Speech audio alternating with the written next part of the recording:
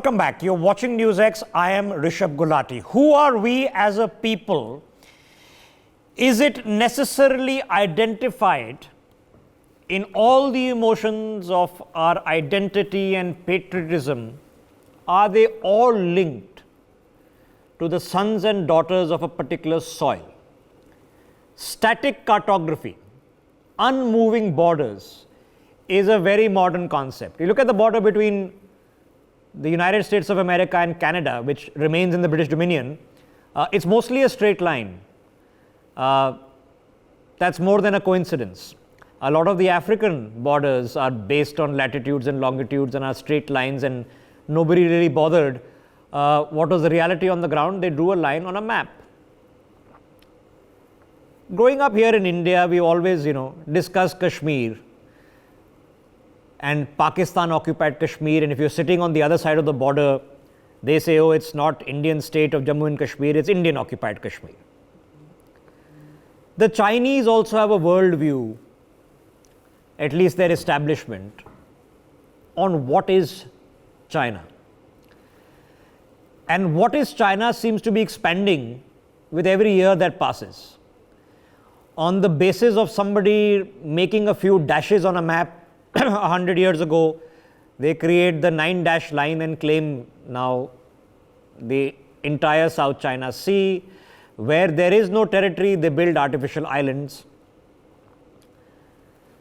In a world in which borders are important, that's how we define nationhood. It starts here and it ends here. It's an important conversation to have. And in the historical context, if you look at India, historically, under the British, India went from Burma all the way to Afghanistan. It's not so, therefore, Afghanistan, Pakistan, Bangladesh and Myanmar are technically all anomalies. If that is not the case, we have to understand a different interpretation. Historically, what is called mainland China was restricted to 18 provinces on the east coast. That's it.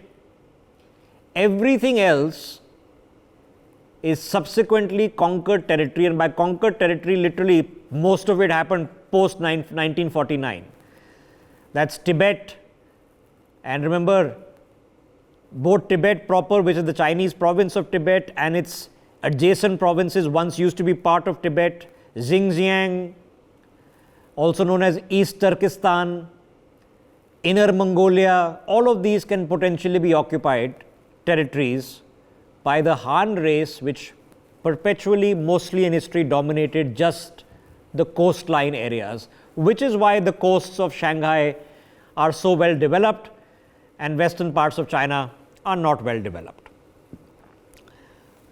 But other countries, including ours, a few decades ago, started adopting the one China policy. Now, whether this was based on pragmatism, appeasement, is open to conjecture. But the one China policy said that we in principle accept that there are certain inalienable territories that form part of proper China, and that includes Xinjiang and Tibet. If we in toto accept the one China policy, then we'll have to give up Aksai Chin and Arunachal Pradesh, perhaps even Sikkim. So obviously it's a caveated exception. That, of course, also includes Taiwan. Now, a lot of scholars have been pointing out to something which has happened very subtly at the US State Department website. A couple of weeks ago, the US State Department website said very specifically that Taiwan was a part of China, period. And now that line is missing. Now, some people are suggesting that this is a rethink on a specific iteration of the one China policy. Now, here in India, although we have committed ourselves to the one China policy at the time that we were sorting out Sikkim in 2006,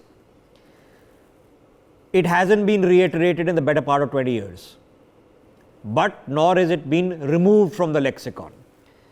Now, is this just a bit of vernacular sophistry or is it a fundamental policy change? If it is, what bearings does it have? Let's open up that conversation. Ambassador Ashok Sajanar joining us on the broadcast. Dr. Roger Liu is joining us. He's a Taiwanese currently teaching here in India.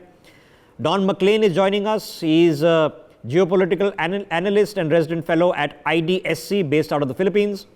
Gautam Mukherjee is with us, and Dr. Dheeraj Kaul joining us as well. Ambassador Sajanar, is this something, that doesn't really matter taken place, that, they quietly amend a small part of their website and in the pragmatic reality of the world makes no difference? Or are we seeing a policy shift? Okay, thank you very much, Rishabh, for having me on your program. Let me make 2 points, quick points. Number one, I think when we speak of, when India speaks of, and maybe when the world speaks of a one China policy, it's really referring to between China mainland and Taiwan. I don't think we are referring really to Xinjiang, we are referring to Tibet, we are referring to Inner Mongolia. No, I think basically the idea there is that there is one China, and what Taiwan says is that the mainland China belongs to it. So it also does not dispute the one China position. And what the mainland China, the PRC says is that there's one China and Taiwan belongs to it. So we accept that there is one China. Which one China it is, that I think we have to sort of, as we go forward, we'll have to see. Now, in terms of what you mentioned, whether, this one line has been removed, that Taiwan is a part of China, I frankly don't know as to when it would have come there. But I would be very surprised that at this moment, when the United States, it's always maintained the one China policy, even when you would recall when Mr. Trump had come to power, he had a conversation with the Taiwanese president Tsai Ing-wen, and he says, why can't I have that conversation? Who has said this one China policy? But then he also retracted from it. So, and particularly at this moment, I don't think it has been repudiated by the United States ever, although they have an agreement with Taiwan and also this understanding with the PRC that any unification that takes place, it'll have to be by peaceful means and it should not be by force.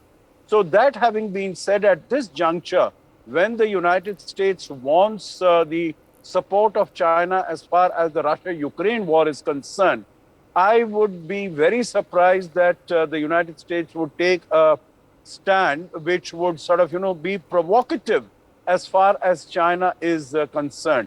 So okay. I would really, while one would be tempted to welcome this move that, there is rethinking as far as United States is concerned, but I don't think it is that. Okay.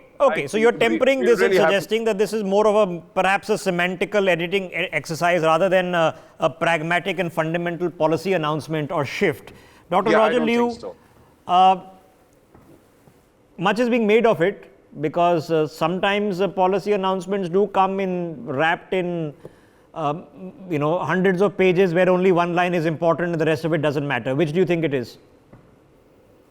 Well, thank you, Rishabh, for having me again. A long time no see. Well, I think this reflects perfectly the fundamental change of the U.S. policy towards Taiwan. If you compare the two different versions, we will see that, well, the U.S. actually has tilted the balance of support towards Taiwan rather than China. Well, there are some points that I want to make. The U.S. One China policy is very different from the China's One China principle. China's One China principle is about its own regulating the relationship with Taiwan. But U.S.-China One China policy is how U.S. sees the relationship between Taiwan and China. So the One China policy has its background. It starts in the 1970s when the U.S. tried to play the China card against the Soviet Union at the time. So it's very easy to understand that, well, they were favorable to China in the first place when the One China policy was formulated, because U.S. want to approach China to play against the Soviet Union. But now the whole situation has changed.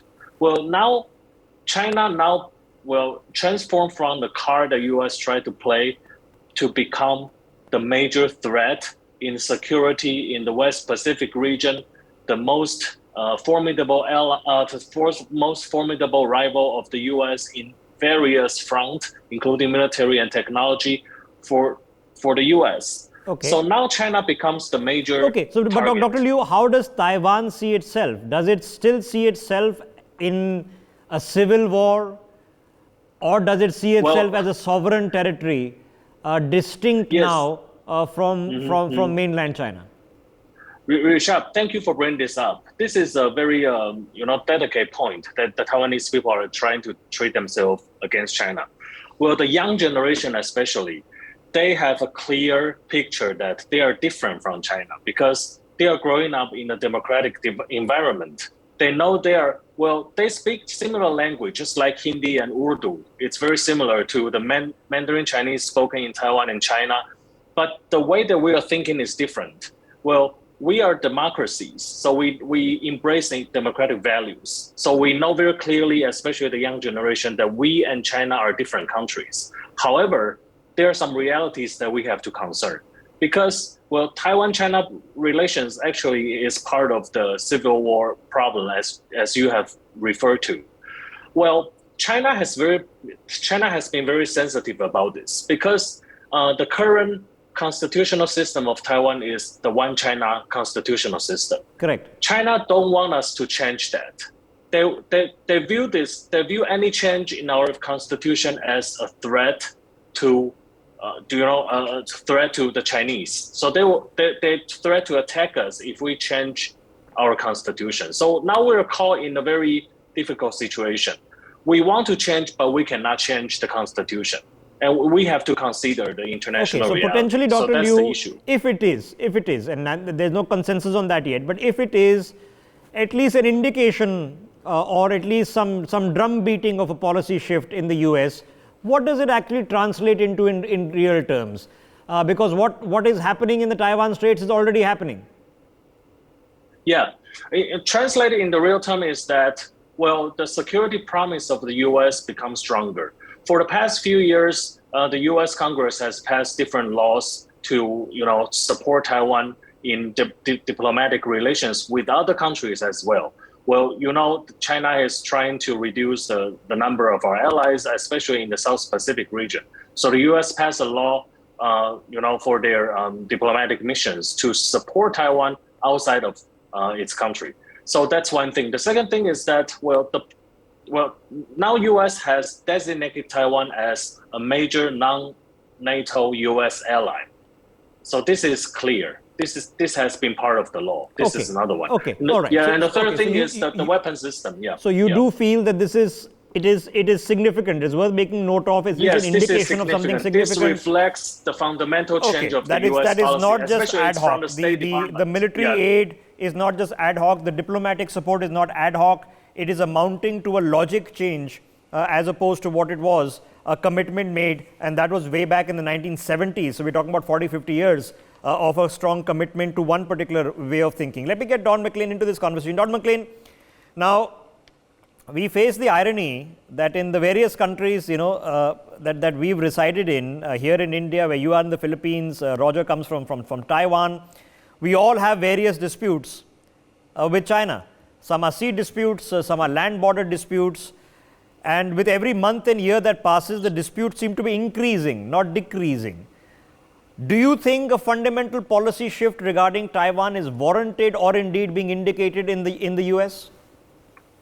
Yes, thank you for that question. Thank you for having me, and I wish to greet my fellow distinguished co-panelists, of course. The question is very relevant, as we may know.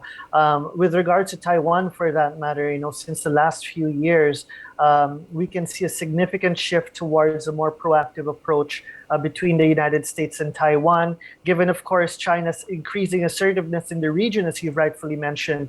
Just early this year, large-scale Chinese Air Force incursions were seen in Taiwan's air defense zone, particularly January and a few days ago as well.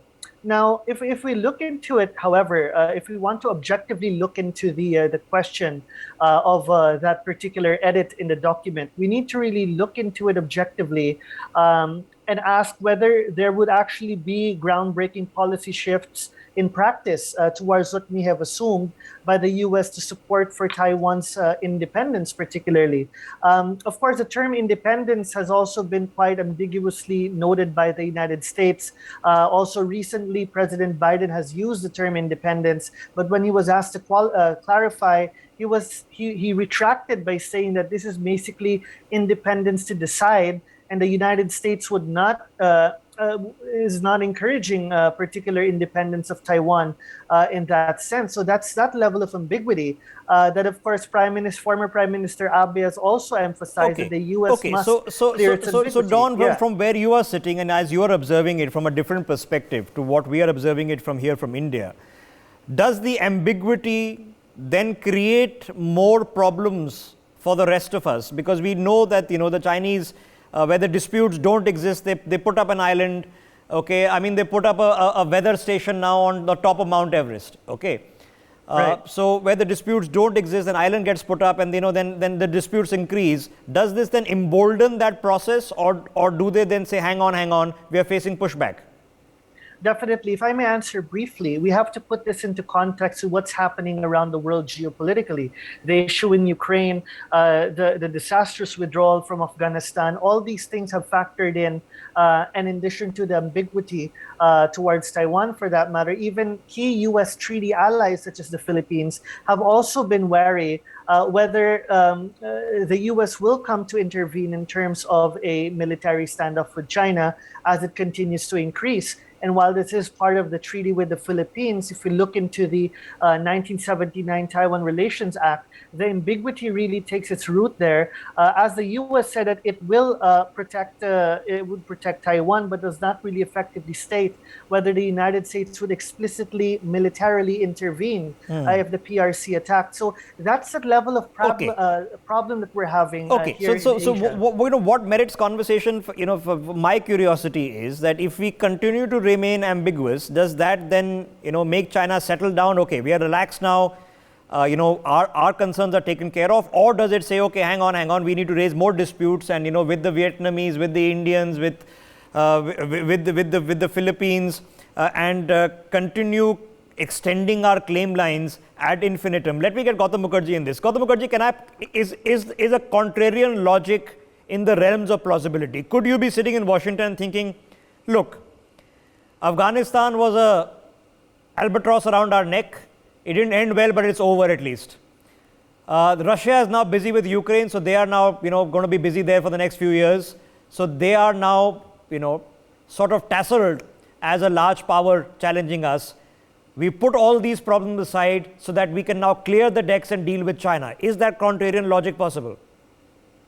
Well, Rishabh, I think the small but very significant changes in this document are a process of loosening the bolts. You would see that Red China has been invading Taiwan's airspace almost weekly in the recent past. Perhaps they're testing the waters on their part to see, while America and Europe are busy with Ukraine, would this be a good time to make a push for Taiwan? In order to warn them off a little bit, there's a significant line which is very important for the American point of view, is that we want to preserve the sanctity of the Taiwan Straits, and to remove the line against independence is not an oversight. It is definitely there to give Red China pause. It might also lead to, depending on which way China blows, a strengthening of the Quad presence in the area. One possibility, Rishabh, is an American base in Sri Lanka, which is, badly in debt and could do a Subic Bay, or could do, a Wheelers Air Base type of thing. Okay, but Gautam Mukherjee, what I'm curious about is does a significant or subtle or not at all, what is the bearing that this potentially has, on the Chinese expansionism agenda, that let's, instead of consolidating our claims, let's keep nudging the envelope, let's keep pushing further, let's keep claiming more territory, drawing more maps, building more islands. Is there a momentum now anywhere that you can spot that there is some global collaborative pushback taking place? Well, there certainly is a pushback, but there's a lot of relationship entangled with China and the United States and Europe.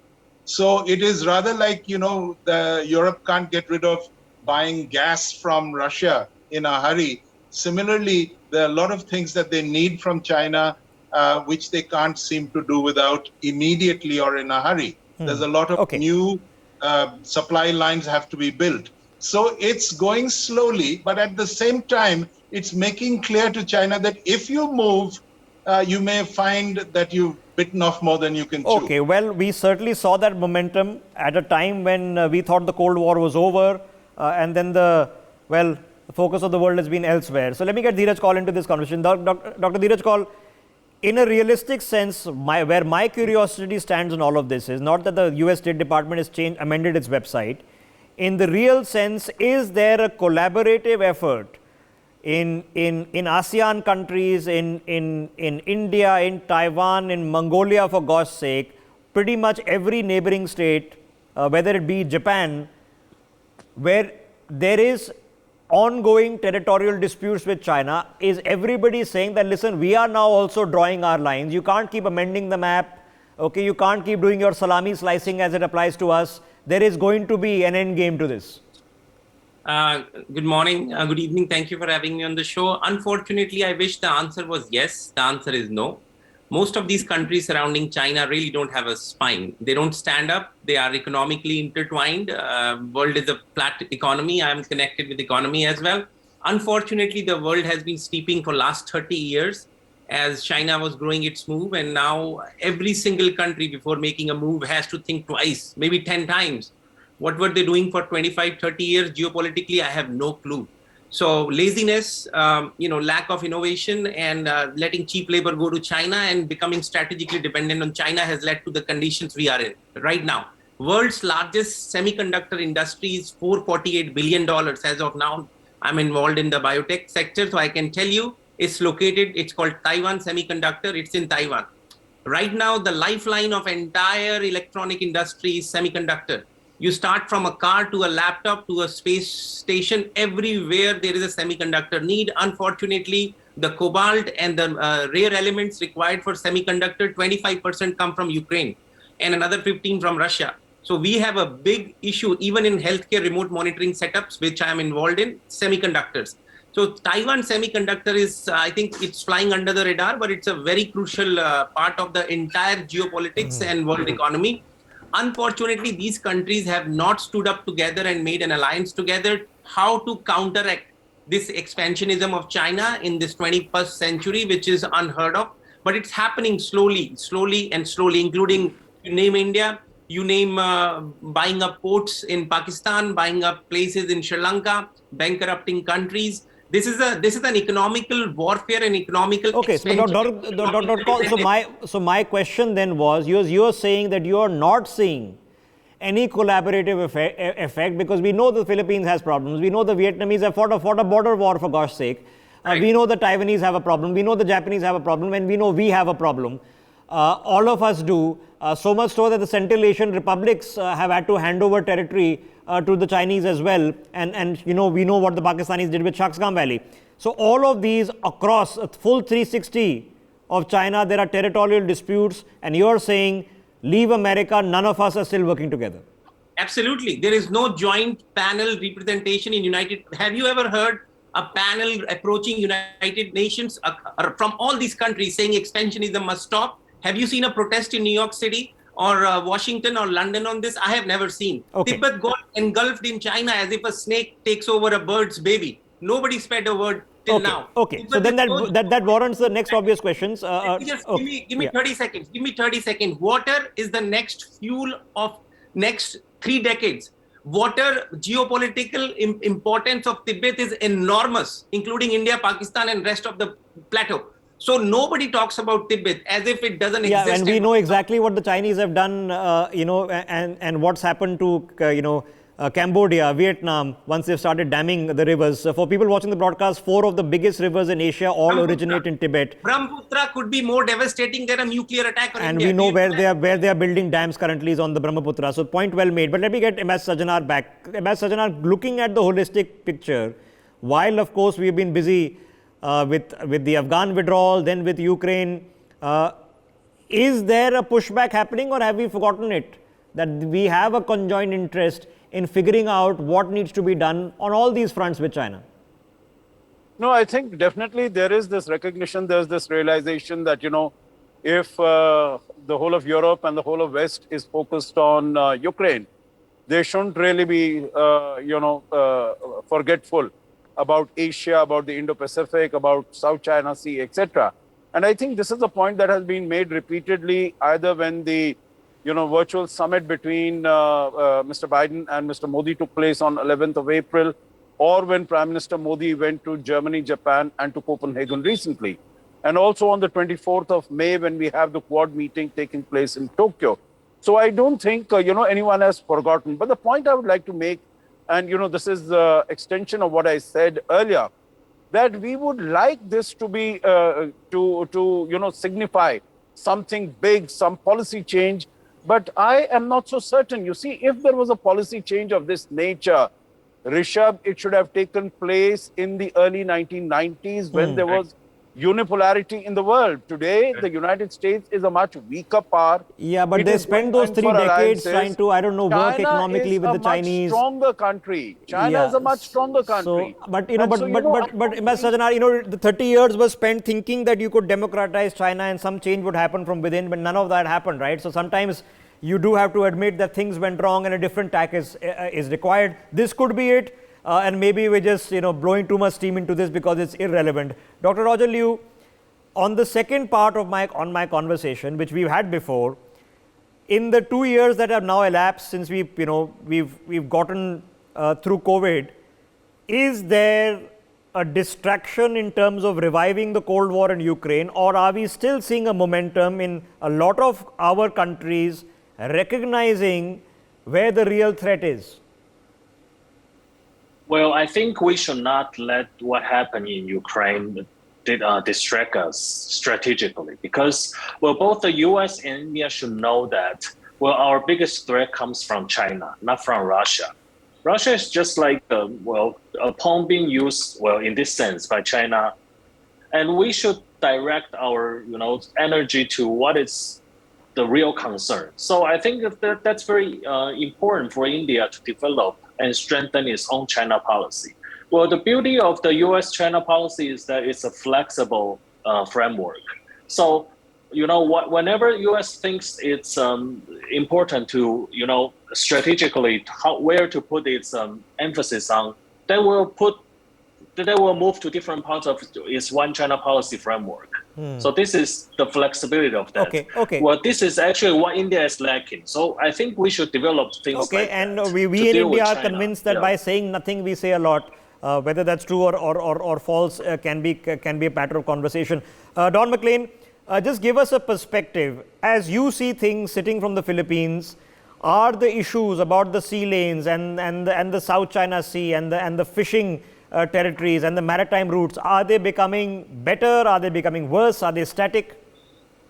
Right, thank you. And very briefly, we have to understand that China continues to grow, materially speaking. Its military has been far more superior than how it was decades ago. And in fact, it retains the advantage in the South China Sea. And in fact, even senior US officials have recognized this, that China has that particular advantage strategically in the South China Sea, and it continues to expand its influence throughout the region as well. And if we can see, for example, if we go to the United States, as I agree with Ambassador 100%, is that we can see that even in President Biden's Indo-Pacific strategy, there was a lack of wordings towards a more realpolitik version of power competition with China, but really states that it does not want to change China, but really try to normatively influence the environment in which it is working in. So I think that we can see that China's necessity for the United States remains, as well as we can see in Ukraine. China has been considerably, the US has been trying to get China into the boat to be able to play a bigger role. And in fact, in other parts, and of course, it can be argued that the inefficacy of the US sanction machinery and the ability to cripple the Russian economy probably is then sending an indication to China that we can push the envelope because they won't do much. What can they do? Even if they try to corner us economically, it won't work. Gautam Mukherjee, then of course I have to beg the question, then what is? If talking about it is sort of meaningless, acting about it, nothing much has really happened, are we waiting for the next move to come from China? I think, China has always done a fair amount of saber rattling. How many places has it actually attacked, except for the little skirmish in Galwan and earlier, at Chicken Neck with us. So I think a mirrored version of the same saber rattling can take place. There is that Quad meeting coming up, and a ramp up is what I expect. In exactly which way, I can't say. But one thought, as I've already mentioned, is that Sri Lanka is in dire straits, and it could be, and that problem could be solved if the Americans took an interest in putting a base over there. Okay, we'll take up that thought when, of course, we discuss Sri Lanka, but a good idea, good point being made there. Dr. Kaul, I'll leave the last quick word with you. Then in the end game here, are we in a stalemate where everybody's, the rest of us are waiting for the Chinese to make a move and the Chinese are waiting for us to make a move? Does somebody have to make a move, or do we just, leave the initiative in Beijing? I mean, I want to be a little bit optimistic because the move has already started since 2020. We have realized the dependence on China is detrimental for any country. People are taking steps. People are ready to pay 15-20% extra price for manufacturing in US. And I think same government of India is doing, including the startup money which was being funneled in India is being now, blocked and reinvestigated. So I think moves are on the right direction. I really wish China was more constructive in integrating itself with the geopolitics in a positive way instead of acquiring the countries, because it has that manufacturing hub power which could be utilized, but he's using it as a weapon, just like Russia is using oil as a weapon. So, and one last point, the sanctions are not supposed to show immediate effect. They take months or years. So hold on, we have very strong sanctions on Russia. And I think the wisdom will prevail with Modi ji. But Dr. Kaul, we know after the Iraq sanctions resulted in the oil for food scam. We know the sanctions on Iran didn't end up very well either. And in the past, the sanctions have been put on China as well. Pakistan sanctions didn't go very well either. Last thing. Sanction is like a boomerang. Whoever puts the sanction comes back at him. World is moving towards recession. Yeah, so, the sanctions, the logic, may or may not work. Okay, so here is the premise. There has been something that the US State Department has changed. Whether they intended to do so or it is just a routine edit which doesn't really matter as far as their bosses and seniors are concerned, we don't yet know. It has created a stir, which is why it merited this conversation. You can argue that the United States now out of the quagmire in Afghanistan, keeping the Russians busy in Ukraine, in which the only people suffering are the Russians and the Ukrainians, not necessarily the Americans, could now feel that if indeed the biggest threat is China, we have now unshackled ourselves to deal with it. And it could be shifting. It doesn't seem to be that way. But what is palpably obvious is that the momentum which was building in the Indo-Pacific, in which countries with conjoined interests in dealing with aggressive, expansionist territorial policies of China were sort of coming together, now need to re-examine where the real problems are and whether China is simply taking a nap, taking a pause for the cause, and whether it intends to keep the initiative. Who knows where they're going to build the next island or do the next salami slicing. Either we are doing it, we are pushing them back on all fronts, or we are accepting the inevitable even if it happens slowly. For more such videos, subscribe to the NewsX YouTube channel, hit the bell icon.